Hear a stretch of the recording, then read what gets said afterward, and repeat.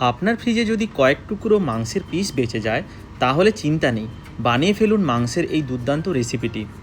নমস্কার সবাইকে, সকলকে স্বাগত আমার চ্যানেলে।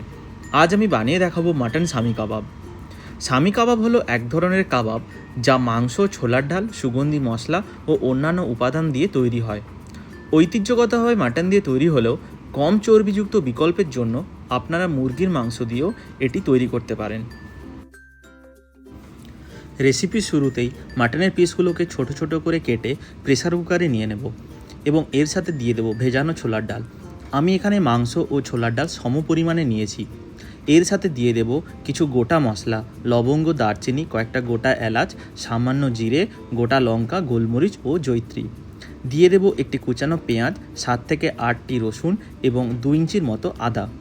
সাথে দিয়ে দেব পরিমাণ মতো লবণ, হাফ চামচ লঙ্কা গুঁড়ো, হলুদ গুঁড়ো এবং দিয়ে দেব হাফ চামচ ধনে গুঁড়ো। সব ধরনের মশলা দেওয়ার পর কিছুটা জল দিয়ে ঢাকনা দিয়ে 4 থেকে 5টি হুইসেল দিয়ে ভালো করে মাটন সেদ্ধ করে নিতে হবে। সেদ্ধ করার পর খুব বেশি জল যদি থেকে যায় তাহলে মাংস ছেঁকে নিতে পারেন। মাংস ছেঁকে নেওয়ার পর ব্যবহৃত গোটা মশলাগুলি আলাদা করে নিন। এরপর সেদ্ধ করা মাংস ও ডালের মিশ্রণটি একটি মিক্সার গ্রাইন্ডারে নিয়ে পেস্ট বানিয়ে নিন। এই সময় খেয়াল রাখবেন বাইরে থেকে এক্সট্রা কোনো জল অ্যাড না করার।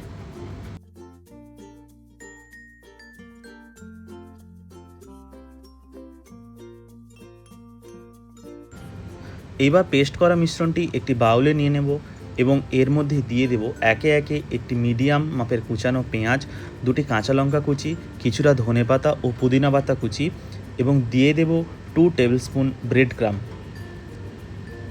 এবং দিয়ে দেব পরিমাণ মতো লবণ ও গরম মশলা গুঁড়ো এবং সবশেষে একটি ডিম এর মধ্যে আমি ফাটিয়ে যোগ করব। এখানে ব্রেড ক্রাম ও ডিম দেওয়ার কারণ হলো এতে কাবাবের বাইন্ডিংটা খুব ভালো হয়। এখন আসি এই কাবাবের উৎস সম্পর্কে। শামি কাবাব ভারতীয় উপমহাদেশের একটি সাধারণ স্ট্রিট ফুড হলেও বিশ্বাস করা হয় যে এই কাবাবগুলি সিরিয়া থেকে দক্ষিণ এশিয়ার মুঘলদের জন্য সেখানকার রাঁধুনিদের কাছ থেকে এটি উদ্ভূত হয়েছিল। অন্যান্য অনেক ঐতিহ্যবাহী কাবাবের মতো এগুলি সরাসরি আগুনে রান্না করা হয় না। এবার ফিরে আসা যাক রেসিপিতে। সব কিছু উপকরণ ভালো করে হাত দিয়ে মেখে নিন এবং এগুলিকে কাবাবের শেপ দেওয়ার আগে হাতে খানিকটা সাদা তেল মেখে নিন, তাহলে এই কাবাবগুলি খুব চটজলদি বানানো যায়। এবার কড়াইতে তেল গরম করে এগুলিকে শ্যালো ফ্রাই করুন।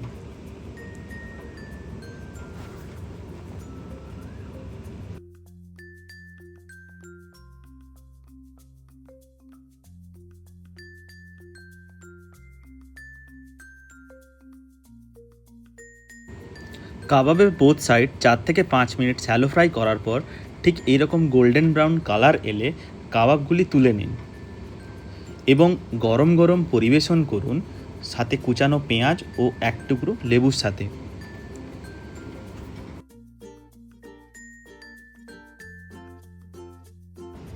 চাইলে আপনারা এটি পুদিনা পাতার চাটনির সাথেও পরিবেশন করতে পারেন। আমার কাছে পুদিনা পাতার চাটনি বানানো ছিল না, তাই আমি এখানে টমেটো কেচাপ ব্যবহার করছি। ভিডিওটি কেমন লাগলো একটি লাইক, শেয়ার, কমেন্টে অবশ্যই জানাবেন এবং এই রকম ভিডিও পেতে আমার চ্যানেলটি প্লিজ সাবস্ক্রাইব করবেন। ধন্যবাদ সবাইকে।